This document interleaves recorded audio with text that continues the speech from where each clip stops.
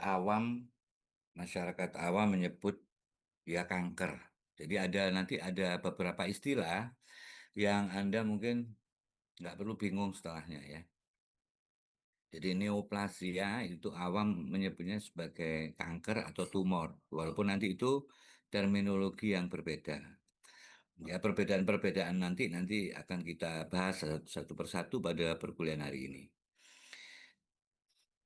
Neoplasia ini merupakan salah satu penyebab kematian yang terbesar, pertama atau kedua setelah kardiovaskuler, ya, setelah penyakit-penyakit degeneratif. Ya, itu setelahnya adalah degeneratif. Jadi tiga besar itu yang menyebabkan ini pada human ya, pada manusia. Itu antara lain adalah penyakit neoplasia, kemudian penyakit-penyakit yang terkait dengan kardiovaskuler, serta penyakit degeneratif. Ya, dibanding infeksius, penyakit infeksius. Demikian juga pada dunia veteriner, penyakit-penyakit kanker dan tumor pada kurang lebih, kalau di Indonesia ini ya, mungkin 2 dekade terakhir ya, sekitar 20 tahunan terakhir, atau maraknya bahkan mungkin 5 tahun terakhir lah ya, di mana di Indonesia khususnya report laporan dari klinik terkait dengan penyakit-penyakit kanker pada hewan itu juga semakin marak, semakin banyak. Jadi pemeriksaan banyak material dikirim berupa apa namanya, baik itu swab atau biopsi atau hasil aspirasi dari jarum atau fine needle biopsi, di mana itu akan dilakukan penegakan diagnosa terkait kecurigaan adanya kanker pada hewan. Kalau pada hewan tentunya yang dominan itu pada hewan-hewan kesayangan anjing dan kucing yang paling banyak saat ini.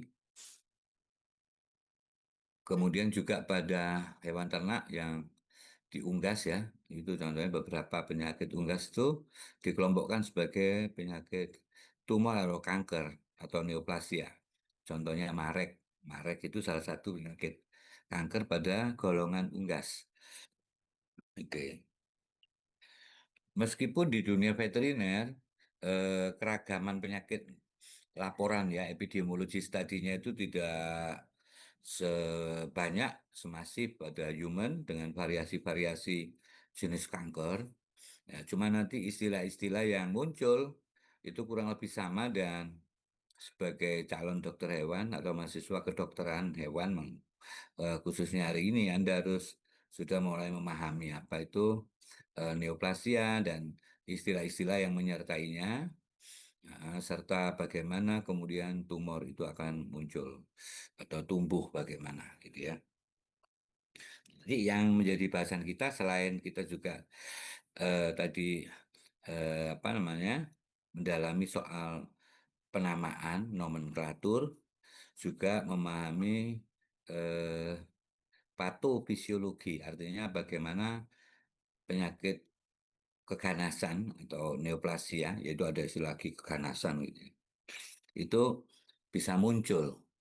Jadi kita kembali sedikit nanti kepada hal-hal normal dan bagaimana sel itu kemudian dari yang normal menjadi tumor atau kanker.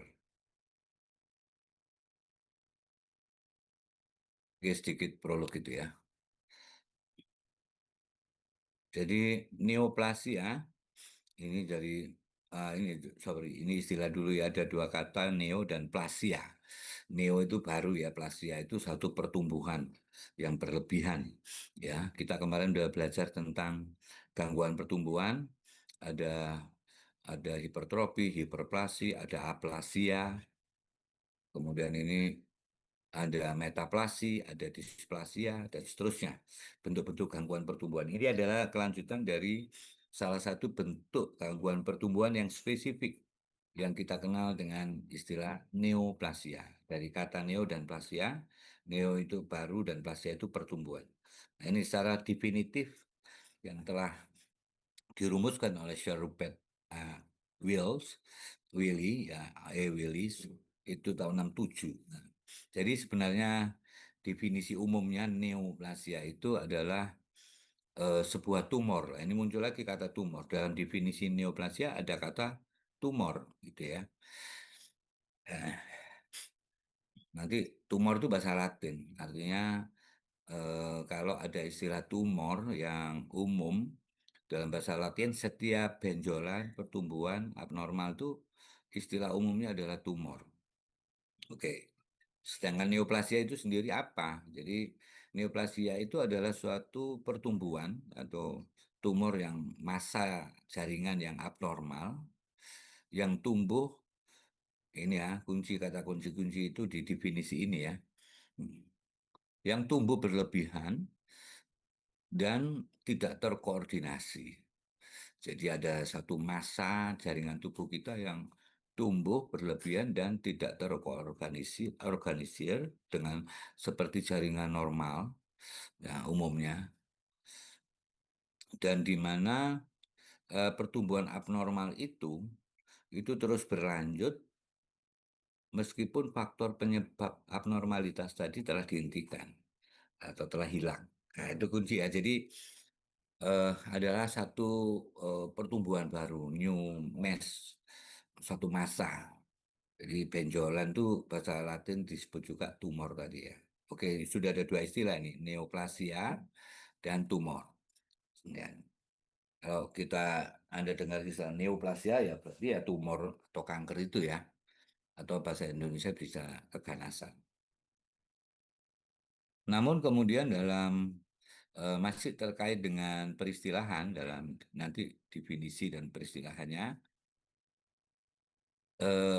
istilah tadi neoplasia itu kemudian banyak sinonim yang sebenarnya apa namanya satu sama lain itu memiliki perbedaan, tetapi awam menyebutnya sebagai sinonim. Ya, apa dia menganggap sama sinonim-sinonim itu.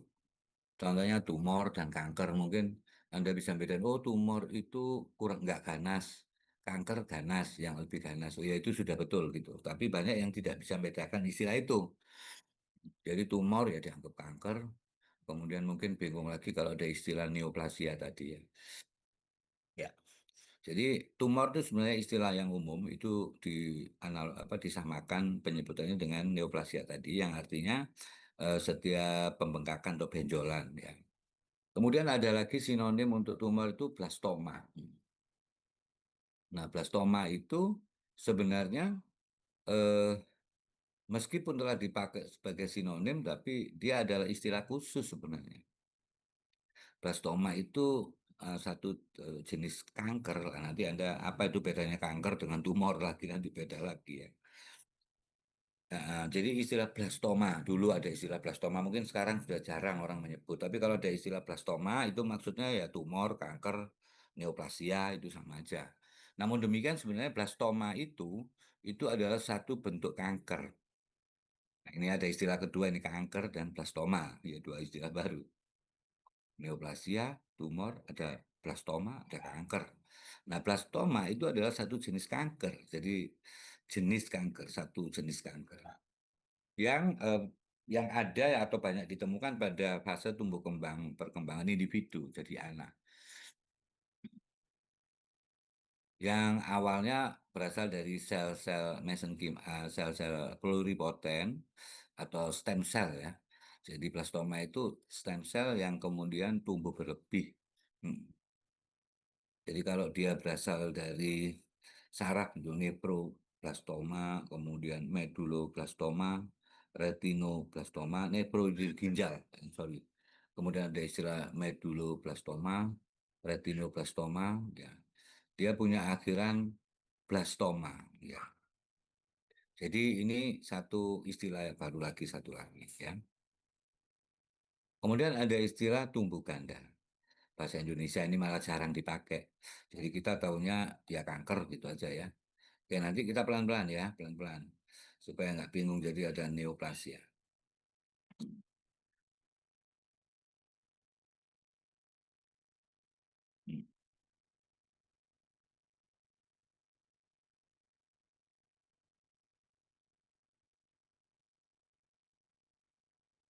Terus kalau kemudian sebelum melanjutkan sinonim atau peristilan-peristilan yang terkait dengan tumor dan kanker ini. Ada lagi istilah onkologi lah, itu beda lagi ya. Jadi onkologi itu berasal dari onko dan logik dan logi, itu adalah disiplin ilmu atau ilmu yang mempelajari tentang pertumbuhan kanker ini, itu namanya onkologi. Itu onkologi, bukan disebut apa itu neoplasti nah, neoplastiologi enggak ya, onkologi dari kata onko itu dari gen, gen yang berubah dari gen normal menjadi gen kanker ya, onkogen namanya itu. Jadi ada istilah onkologi. Ya, jadi balik lagi nih sedikit ya, masih soal peristilan supaya nggak bingung dulu, nggak apa-apa, istilah diserap dulu. Banyak istilah-istilah yang langsung membobardir pemahaman Anda pada malam hari ini, itu langsung ditampung dulu aja. Dari kata awal tadi, judul kuliahnya aja neoplasia. Neoplasia, kemudian ada tumor, ada kanker, ada blastoma, ada lagi keganasan, tapi keseluruhan istilah tadi muncul dari disiplin ilmu yang disebut onkologi atau ilmu yang mempelajari tentang perubahan genetik yang normal menjadi gen yang kanker, itu onkologi. Onkologi, maka ahli kanker itu disebut onkolog, ya ahlinya itu.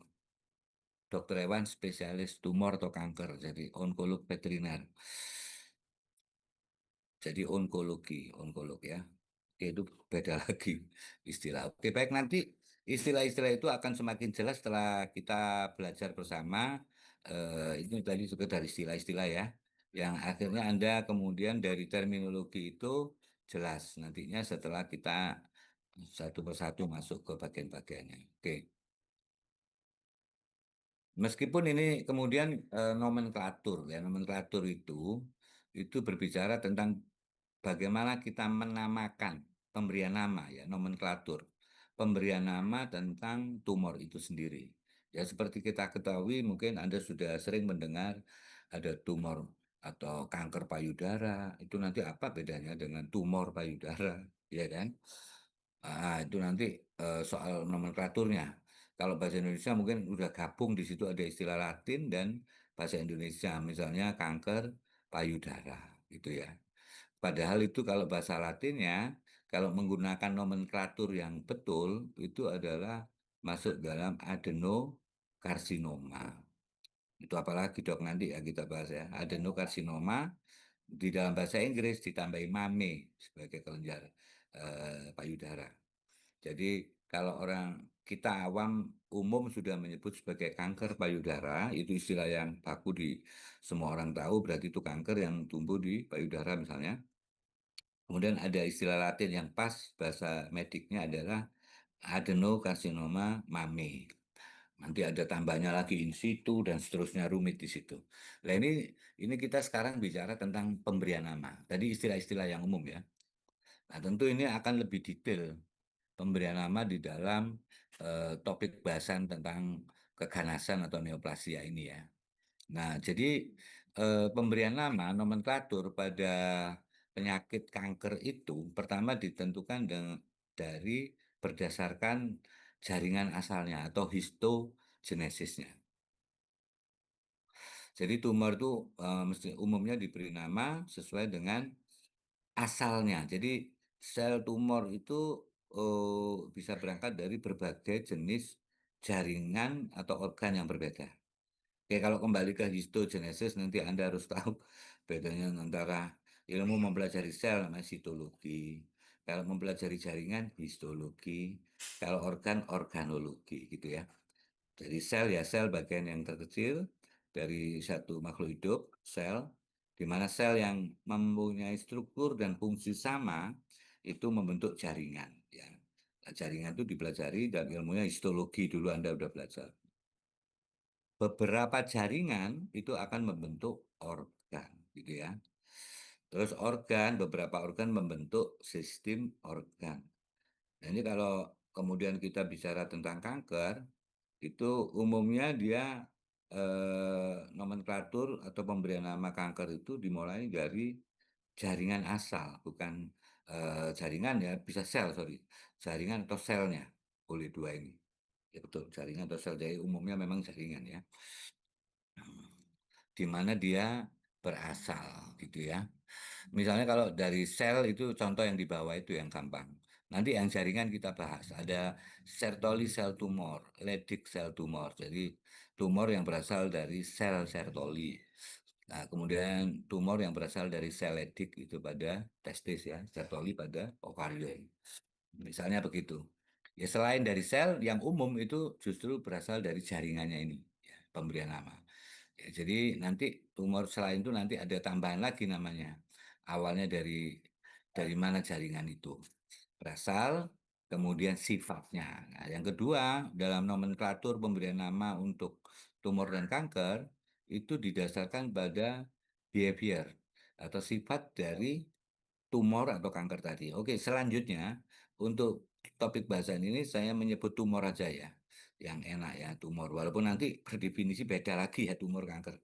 Untuk secara umum saya menyebut tumor aja. Oke,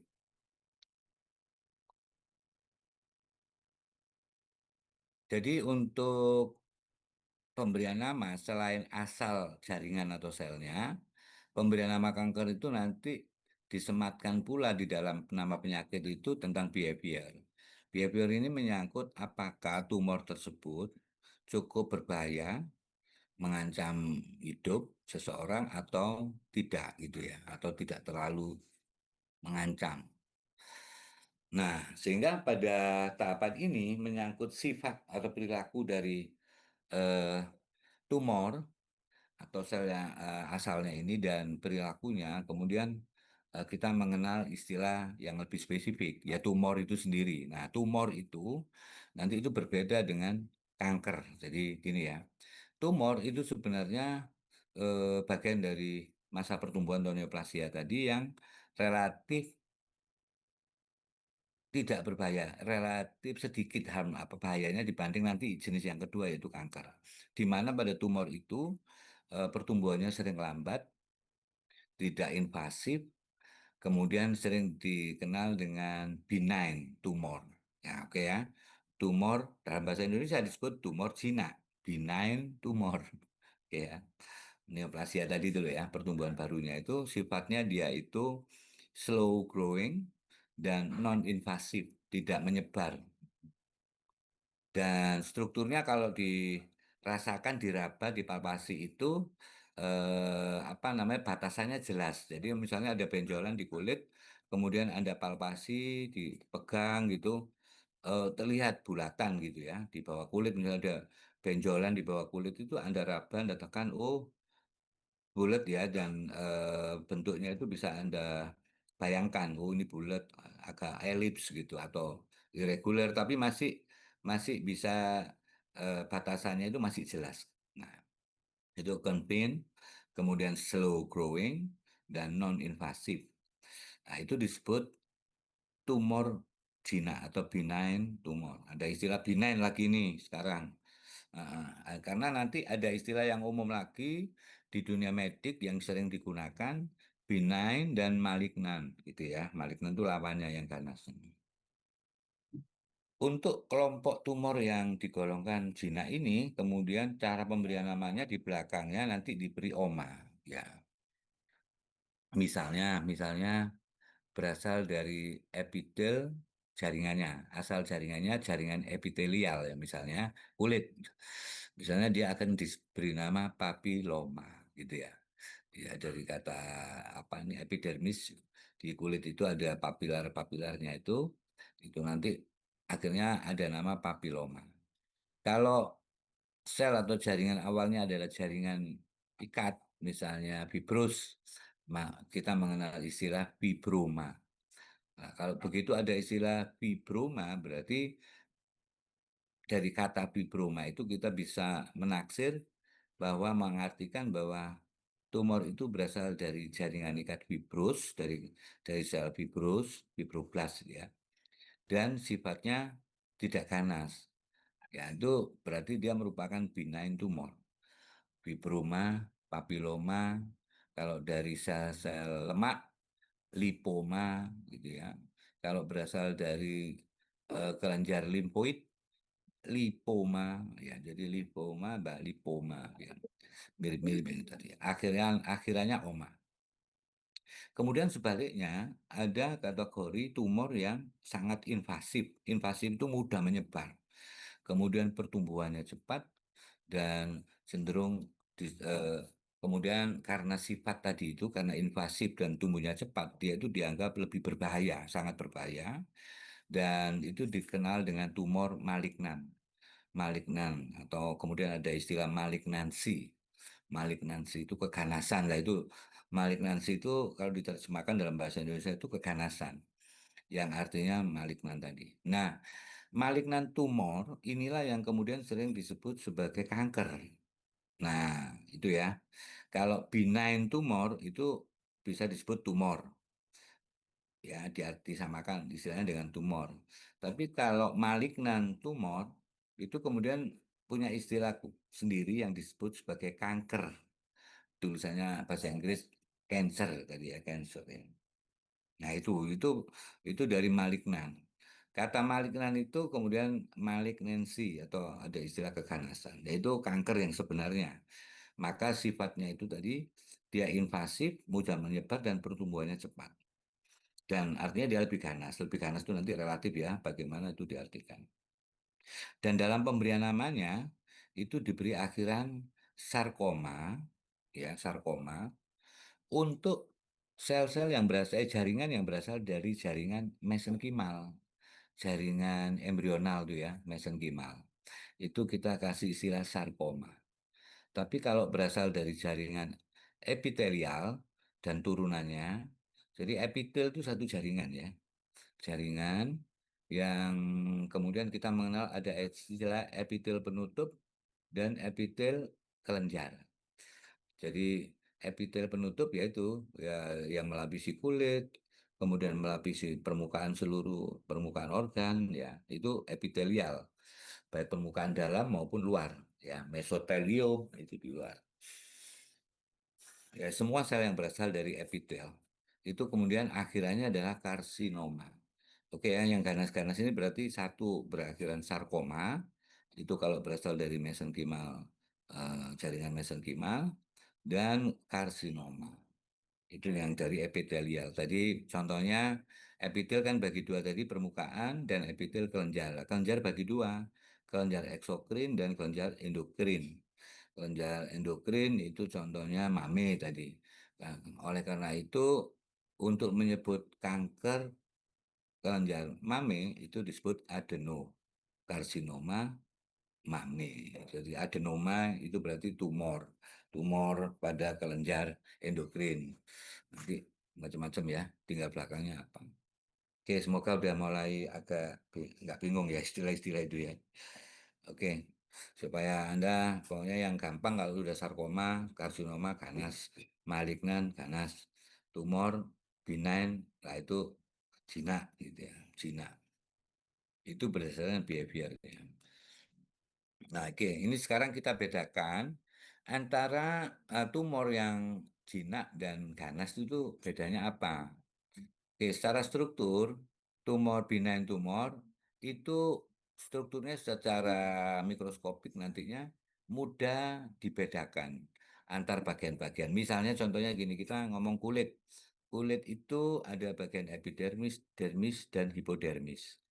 Kalau kemudian tumor itu berasal dari epitel kulit, yang papiloma tadi misalnya ya, itu yang disebut well differentiated atau diferensiasinya bagus. Ya, ini maksudnya itu kalau dalam bahasa Indonesia well differentiated itu bisa diterjemahkan sebagai diferensiasi yang bagus. Maksudnya apa diferensiasi itu? Perbedaan bagian-bagian dari organ kulit atau integumen itu masih jelas. Ya, ada bagian-bagian epidermis, dermis, itu masih bisa dibedain dengan jelas. Ya, misalnya dia hanya tumbuh di epitelnya sehingga di sana dan tidak mengganggu itu. Dan tipikal artinya itu maksudnya tadi masih bisa dibedakan tadi. Kemudian untuk yang malignan itu nanti cirinya ditandai dengan diferensiasi yang buruk atau imperfectly imperfect differentiated. Jadi ketika kita melihat kulit misalnya di bawah mikroskop, itu bagian-bagian itu sudah sulit dibedakan antara epidermis dan dermis. Bahkan kemudian adnexa kulit itu juga mungkin terganggu strukturnya. Gitu ya. Itu ciri-cirinya. Kedua, eh, pertumbuhannya. Yang tumor itu ekspansif tapi terbatas. Ekspansif terbatas. Nah, yang malignan itu kemudian model pertumbuhannya bisa infiltratif. Jadi di infiltratif itu bisa sel itu kemudian bisa menginfiltrate struktur saluran. Apakah itu saluran limfatik atau pembuluh darah. Ekspansif dan tidak terbatas. Artinya batas-batasannya itu tidak jelas. Jadi membentuk akar apa ini? Misalnya tadi saya sebut di awal, ketika tumor itu kita pegang palpasi itu batasannya jelas. Oh, strukturnya kayak bulatan ini, gitu ya, kayak benjolan, gitu ya. Itu aman. Nah, tapi kalau yang apa ekspansi, apa yang non circumscribe itu eh, batasan-batasannya tidak jelas. Nah, kata kanker sebenarnya itu berasal dari struktur yang ini. Apakah dia circumscribe atau tidak circumscribe? Artinya pertumbuhan yang baru tadi, masa pertumbuhan baru itu bisa diraba dan dibedakan dengan jelas dengan jaringan sekitar atau sudah sulit. Nah, kanker itu berasal cancer itu kan kepiting gitu ya, dengan kaki-kakinya yang banyak. Nah, itu artinya kalau kanker itu batasannya nggak jelas. Oke.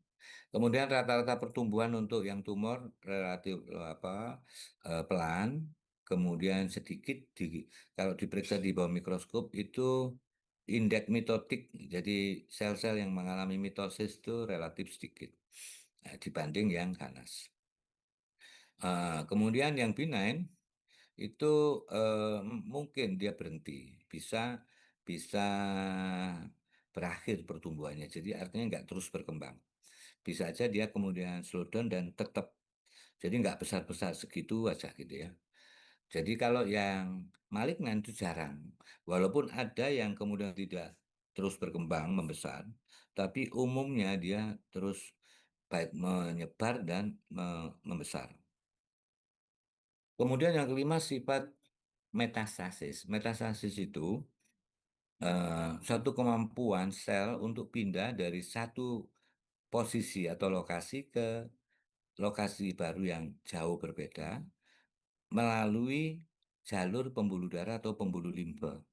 Jadi kumpulan sel tumor, massa sel tumor itu bisa dia terlepas, kemudian dia menginfiltrasi pembuluh darah atau pembuluh limfa, dan dia mengikuti aliran pembuluh darah atau pembuluh limfa ke seluruh tubuh untuk kemudian keluar dari pembuluh darah atau limfa dan menetap di area baru yang itu beda atau jauh dari asal mula dia tumbuh.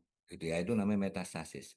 Pada tumor itu tidak terjadi, pada malignan itu seringkali terjadi walaupun satu dua juga tidak metastatik ya. Dia memiliki ciri-ciri lain tetapi sedikit sekali yang tidak menyebar atau metastasis. Kemudian sifat klinisnya sekarang yang jauh lebih penting lagi. Seberapa bahaya sih sebenarnya tumor dan kanker itu? Nah, itu sebenarnya tingkat bahaya apakah apa apa severity ya, apa bukan ini. eh Patogenesitas ya. Kalau untuk istilah dalam dalam istilah infeksi, jadi kesakitan yang ditimbulkan oleh agent infeksius itu ada istilah patogenesitas yang diakibatkan oleh sifat dari bakteri atau virus. Mana yang disebut lebih patogen, mana yang tidak gitu ya. Nah, ini antara ini istilah ini kita hampir samakan. Jadi bagaimana tingkat bahayanya yang tumor sama yang kanker itu bedanya di mana? Atau bagaimana keadaan bahaya itu bisa dimunculkan? Nah, itu pertama tergantung dari posisinya. Jadi posisinya kalau ada pertumbuhan yang berlebih, kemudian itu dianggap berbahaya kalau rupanya pertumbuhan itu mengakibatkan kompresi, tekanan. misalnya tumbuh tumor di prostat misalnya, yang itu akhirnya mengakibatkan kompresi pada ureter. Ureternya menjadi menyempit, akibatnya aliran urin itu terhambat misalnya gitu ya, dan itu memicu terjadinya efek dari gangguan aliran tadi.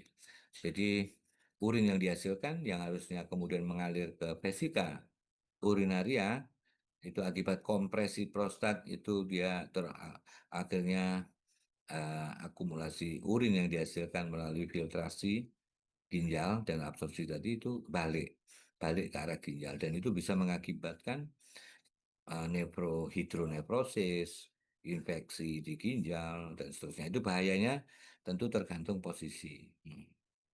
Kemudian komplikasinya, kemudian contoh kalau yang menjadi kanker itu organ hormonal, tentunya itu akan berbahaya karena kita tahu bahwa hormon itu memiliki fungsi dalam dalam menjalankan fungsinya itu ekskresinya itu sekresi, produksi dan sekresi atau ekspresinya itu ditentukan situasi. Artinya dia melalui fisiologis yang normal. Tapi kalau kemudian contoh ketika terjadi tumor di hipofisa misalnya, kemudian growth hormon yang dihasilkan terus berlebihan, lah itu bisa mengakibatkan gigantisme, misalnya gitu ya. Atau nanti ke organ yang lain, dan itu intinya akan mengganggu fungsi organ yang menjadi target organ dari hormon yang diproduksi. Nah, kemudian untuk bagaimana berbahaya itu tadi seperti ini. Nah, kemudian untuk yang malignan, kenapa menjadi lebih berbahaya? Karena tentunya dia lebih progresif, misalnya pertumbuhan sel tumornya itu tumor sel endokrin misalnya, itu karena jumlahnya jauh lebih cepat tumbuh. Dan yang kedua akibat metastasis. Nah, metastasis ini nanti lebih bahaya lagi. Sifat bahayanya ditentukan karena sel itu bisa lepas, ikut aliran dan menyebar ke seluruh bagian tubuh. Dan kalau ke otak, dia mengakibatkan kompresi di otak dan gangguan sirkulasi darah, misalnya akibat kompresi sel itu. Nah, itu yang bahayanya di situ. Jadi oleh karena itu kanker jauh lebih berbahaya daripada tumor karena sifat-sifat atau behaviornya. Oke ya, oke, baik. Dari sini semoga Anda sudah mulai paham apa itu neoplasia, kemudian ada istilah onkologi, kemudian neoplasia itu adalah masa pertumbuhan yang abnormal dan berlebih, yang tidak berhenti meskipun faktor penyebabnya telah berhenti atau dihentikan. Kemudian sifatnya itu eh, akan menentukan dia masuk tumor atau kanker, sifat-sifatnya ini. Kemudian penamaannya tadi, penamaannya itu berdasarkan histiogenesis atau sitologi dan eh, perilakunya.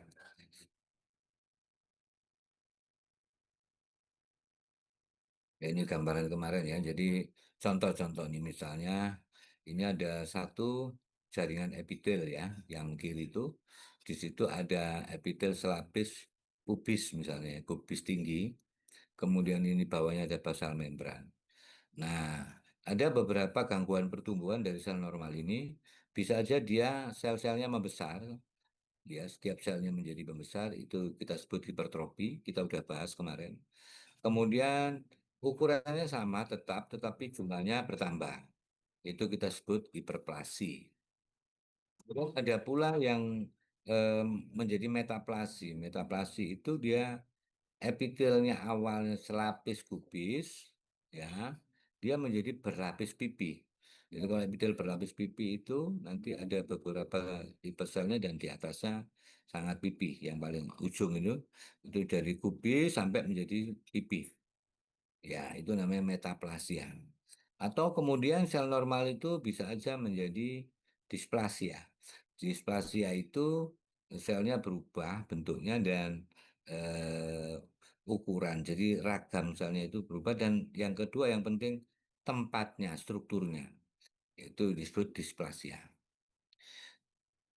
Kemarin kita udah bahas bahwa kalau secara mikroskopik ada struktur perubahan yang metaplasia atau displasia, ini dua-duanya ini ada memungkinkan itu yang pertumbuhan yang disebut preneoplastik ya. Jadi dimungkinkan kalau kita menemukan pemeriksaan di bawah mikroskop ada perubahan struktur seperti ini, dua yang ini, itu dimungkinkan akan ke arah neoplastik. Walaupun belum tentu ini ya. Selalu ini perlu dicurigai dan kemudian diperiksa, dilakukan diagnosa yang betul untuk menentukan apakah ini gangguan pertumbuhan biasa atau ke arah neoplasia. Sementara kalau apa ini hipertrofi dan hiperplasia itu umumnya jarang berubah menjadi tumor. Ya, oke. Sebelum masuk nanti bagaimana pertumbuhan tumor dan seterusnya, Anda perlu tahu siklus pertumbuhan sel normal ya sel. Jadi tadi kan ngomong pertumbuhan ya, pembelahan dan seterusnya. Jadi di dalam tubuh kita secara normal fisiologi itu sel-sel kita itu setiap saat walaupun itu ada memiliki kapasitas untuk memperbanyak diri ya melalui peristiwa mitosis ya mitosis itu normal. Dalam keadaan normal bukan ke neoplastik ya ini masih sel-sel normal itu nanti sel tubuh kita ini ketika ngomong sel itu harus dibedakan fase embrional kemudian fase tumbuh kembang. Ya kalau embrional itu masih di dalam rahim, sel-sel itu memang membelah sampai membentuk janin. Setelah itu, setelah fase kelahiran, itu sel juga tumbuh dalam fase tumbuh dan berkembang. Di situ sel itu memperbanyak diri dan berdiferensiasi menjadi sel-sel khusus ya, yang dimulai dari embrional sampai bayi tadi, sampai dewasa. Sampai kemudian pada fase adult, dewasa, itu pun sel-sel kita, ini ketika kita bicara sel pada level pertumbuhan dan perkembangan, setelah usia tertentu, nanti sel itu tetap dia memiliki kapasitas untuk membelah atau berproliferasi, tetapi tidak semuanya. Nah ini ketika kita memasuki usia dewasa, sel-sel tadi yang memiliki karakter dasar memang bisa membelah beregenerasi melalui mitosis, itu setelah dewasa itu nanti dikelompokkan. Ya ada ternyata nggak semua sel itu memiliki kapasitas kemampuan untuk membelah seperti halnya ketika fase tumbuh kembang yang dewasa ya. Dalam mitosis ada siklus yang kita kenal sebagai gap 0 G1 sintesis, gap 2 dan mitosis. Itu dimulai dari fase istirahat, kemudian persiapan interface itu dibagi gap 1 sintesis, gap 2, kemudian mulai tahap pembelahan atau mitosis. Ya, kita mungkin di gambar ini ya. Oh, sorry. Nah, gambar skematik ini menunjukkan siklus apa namanya mitosis sel dan sekaligus di sini kemudian dikelompokkan ada beberapa sel ya. Jadi contoh misalnya sel-sel yang disebut sel permanen, permanen sel. Nah, ini tergolong di sini termasuk adalah sel saraf dan sel otot jantung. Setelah masuk fase dewasa, sel-sel ini golongan sel ini dia memasuki fase G0. Artinya dia tidak bisa untuk regenerasi lagi. Apa aja itu neuron dan sel-sel otot jantung. Ya, setelah dia mentok pertumbuhan, fase tumbuh kembang selesai, sel-sel itu tidak bisa memasuki fase G1 ya. Jadi dia di fase dia diam. Nah, itu selamanya yang tergolong itu. Kemudian ada kelompok sel dari satu jaringan yang disebut quiescent stable cells. Jadi sel yang apa namanya itu berhenti sebentar, yang apa namanya istirahat, stabil istirahat. Jadi golongan ini maksudnya gini,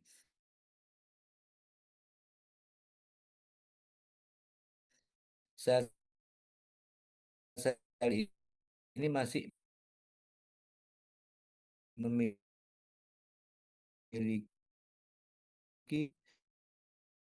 kemampuan diri memasuki fase G1 siklus mitris. Lalu, satu dia membelah adalah sel hepatosit, kemudian sel-sel epitel ginjal tubulus. Nah, dia memiliki kemampuan untuk membelah, cuman relatif terbatas ya. Dia dimasukkan sebagai quiescent staple cells. Dia dia istirahat kayak dormant, di mana dia akan aktif kalau ada stimulasi tertentu. Dan kemudian tentunya akan diam ya setelah stimulasinya. Artinya rusak masih bisa regenerasi. Ya. Nah, kemudian dia bisa terus membelah masuk siklus itu. Nah, kemudian ada sel-sel yang dari embrional terus membelah sampai fase sintesis. Ini disebut continuously cycling label cells. Ini stable, ini label, yang labil. Jadi sel-sel ini adalah sel yang sampai tua, dari embrional sampai nanti tua, itu sel-sel yang bisa terus membelah diri. Nah, itu apa aja yang termasuk di sini? Ada sel epidermis kulit. Ya, kulit kita itu setiap hari diproduksi nanti sampai tua, terus dibikin. Walaupun nanti kemampuannya semakin melemah gitu ya. Sel epitel kulit ya, atau yang disebut keratinosit itu ya. Itu terus membentuk, kalau ada yang mati, kemudian ada yang baru itu numpuk ke atas menjadi sel-sel apa namanya, stratum corneum atau kulit mati, kulit ari. Itu kemudian terkelupas, itu terus menerus terjadi. Dan dia memasuki siklus mitosis terus menerus. Yang termasuk di sini juga adalah epitel usus. Ya, itu termasuk golongan ini. Kemarin udah kita bahas itu. Oke, ini normal. Jadi yang ingin saya utarakan bahwa di dalam sel normal itu siklusnya seperti ini. Oke ya.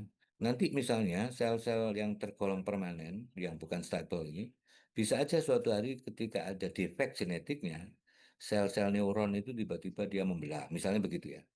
Bisa. Atau yang golongan permanen, karena ada gangguan apa namanya itu, genetiknya itu bisa dari yang harusnya dia dormant, dia diam. Gitu ya. Atau kemudian kecepatannya, nanti bedanya dengan kanker itu sel hepatosit misalnya. Ada tumor hepar yang disebut hepatoma atau kanker hepar yang disebut hepatokarsinoma ya. Itu bentuk kanker pada hepar. Di mana itu contohnya yang harusnya dia itu golongan yang stable cell, yang harusnya sangat terbatas dia membelah diri, karena berubah menjadi kanker, sel-sel itu kemudian masuk menjadi eh, berubah behaviornya menjadi seperti sel-sel yang bertipe kontinu ini pembelahnya. Oke ya, untuk secara normal fisiologi, untuk baik sel yang masuk golongan stable maupun label ini, yang labil maupun yang stabil ini, ya, itu bagaimana dia kemudian membelah dan berhenti membelah, itu dikontrol oleh faktor-faktor tertentu. Jadi ada stimulasi, ada inhibisi. Kulit kita juga demikian, walaupun dia terus tumbuh, berkembang, dan dari yang basal, kemudian stratum basal, stratum spinosum, kemudian granulosum, lucidum, corneum misalnya gitu ya. Nah, itu tetap ada batasannya. Jadi dia untuk ada stimulan yang berupa semua senyawa yang memicu pertumbuhan. Kemudian di sisi tertentu ada yang mengontrol untuk berhenti melalui mekanisme apoptosis. Ya, apoptosis jadi berhenti. Jadi itu semua normalnya bisa seperti itu. Pada peristiwa kanker atau tumor, nah kontrol hormonal tadi dan senyawa-senyawa tadi baik yang menumbuhkan atau menghambat itu menjadi tidak berperan, tidak bekerja. Artinya begini, sel itu menjadi otonomik, itu yang disebut otonomik. Jadi sel itu mau tumbuh, mau berhenti itu sudah tidak lagi ditentukan oleh kontrol yang harusnya normalnya dilakukan, yaitu melalui hormon atau senyawa lain. Nah, itu nanti bedanya antara sel normal dengan sel yang kanker. Ya, nah, ini ya bahasanya tadi ya. Proliferasi itu dikontrol stimulus dan dihambat. Jadi dengan begitu sel kulit kita itu nggak terus menebal. Jadi begitu masuk lucidum, kemudian terjadi apoptosis menjadi stratum corneum, menjadi kulit mati. Itu matinya itu karena mekanisme apoptotik sel-sel itu ya. Dan begitu juga dengan yang lain. Selama kemudian antara stimulasi dan inhibisi itu hambatannya terganggu, nah itu nanti masuk kategori gangguan pertumbuhan tadi ya. Cell proliferation can stimulated under both physiologic maupun pathologic. Ini secara konseptual itu seperti itu, Anda harus tahu. Kemudian juga diferensiasi. Diferensiasi itu juga ditentukan oleh itu. Ya, ada terminal differentiated, ada quiescent differentiated. Kita masih membahas itu. Ini apoptosis. Jadi prinsipnya tadi Anda udah tahu. Jadi ada hormon pertumbuhan dia memicu membelah sel itu, kemudian apoptosis itu mengakibatkan sel itu mengalami kematian secara apoptotik. Dan itu mengakibatkan ukuran organ itu menjadi normal, tidak ada yang menonjol berlebih.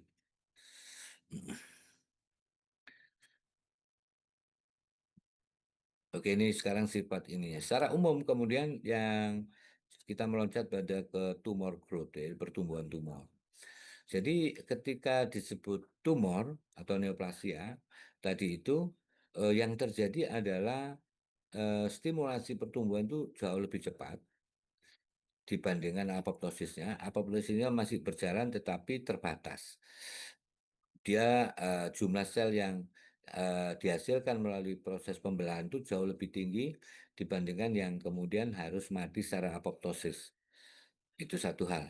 Yang kedua, sudah tidak ada kontrol lagi. Jadi eh, kontrol dalam hal ini tuh eh, harusnya dia berhenti stimulasi hormon itu melalui mekanisme feedback dari sel itu nggak terjadi. Jadi terus distimulus apa diproduksi hormon-hormon pertumbuhan itu dan dilever ke sel-sel tersebut ya. Dan sel itu kemudian bisa apa namanya bisa memblocking dirinya untuk tidak terpengaruh oleh kontrol hormon dan apoptosis secara tersentral tadi, secara sentralistik. Artinya dia punya keinginan sendiri untuk terus membelah dan menghambat proses apoptosisnya. Harusnya mati dia bisa blocking, gitu ya. Harusnya hormon atau enzim itu sudah dihenti mengalir, itu dia masih buka kanal itu untuk kemudian masih mendapat suplai hormon maupun oksigen. Artinya dia sudah tidak lagi tergantung pada mekanisme eh, pertumbuhan sel yang normal secara fisiologis. Itu yang disebut sifat autonomik. Autonomik. Lawan dari autonom itu adalah sentralistik. Oke ya.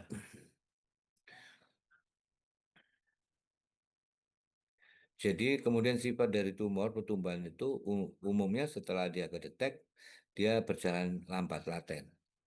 Kadang-kadang secara klinis belum terdetek.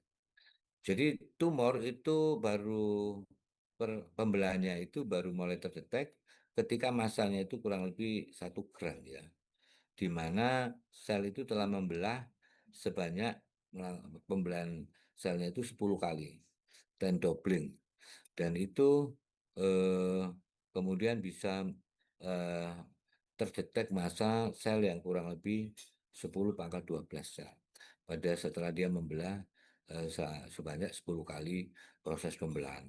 Dan itu beratnya itu bisa mencapai 1 kilo, kurang lebih begitu.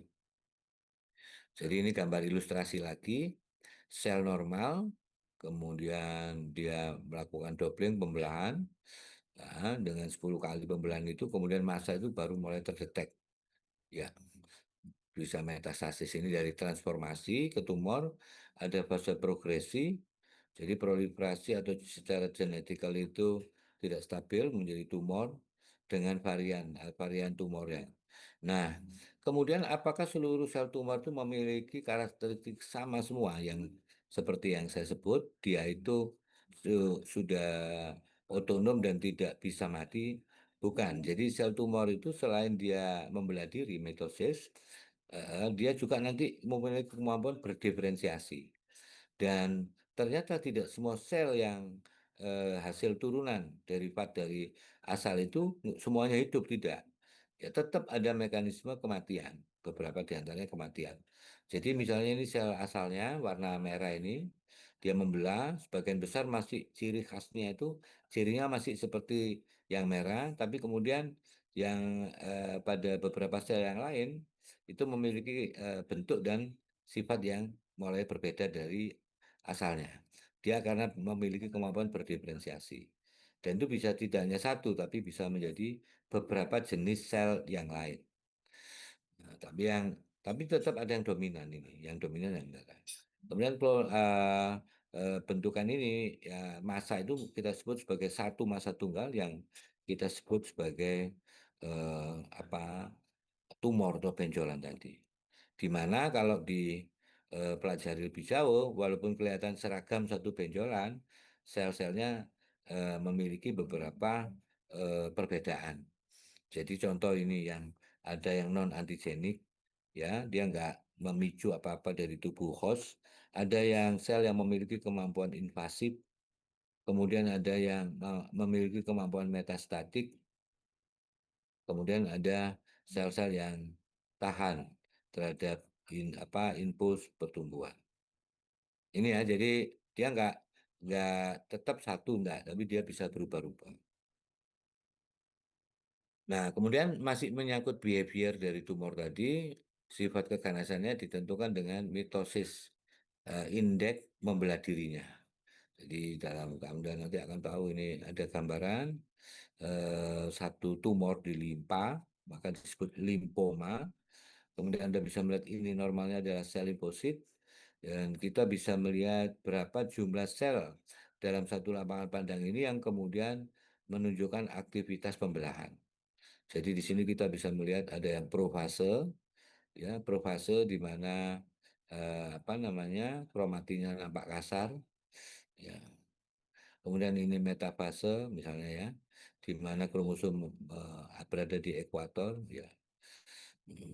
Kemudian ada anafase dan ada nanti telofase. Indeks itu dilihat. Proliferatif potensial, nah ini nanti tadi itu sudah kita bisa lihat. Oke, jadi kemampuan proliferatif itu tentu sudah jelas, tetapi kemudian yang perlu dipahami juga ternyata eh, sel tumor itu tidak akan menjadi satu sel yang sama, tunggal, tetapi dia juga berdiferensiasi dan jumlahnya tidak selalu eksponensial terus tumbuh, tetapi misalnya anak turunan sel itu bisa juga kemudian berhenti atau mati melalui mekanisme apoptotik. Ya, tetap terjadi. Nah, tetapi bukan apoptosis yang dikontrol secara sistemik. Ya, sehingga jumlahnya pun ya sedikit. Tapi dia kemudian secara otonom bisa berdiferensiasi, ya, dari menjadi banyak jenis tadi yang sudah kita bahas. Ya, kenapa ini sekali lagi menyangkut sifat ya? Kenapa tumor itu berbeda dengan sel lain? Kemudian dia bisa membelah dan apa, memiliki sifat seperti itu sebenarnya karena sel-sel tumor itu mampu menghasilkan enzim yang disebut telomerase. Jadi ini adalah satu senyawa enzimatik yang dimiliki atau yang khas dimiliki oleh sel kanker karena dia memiliki kandungan telomerase yang tinggi.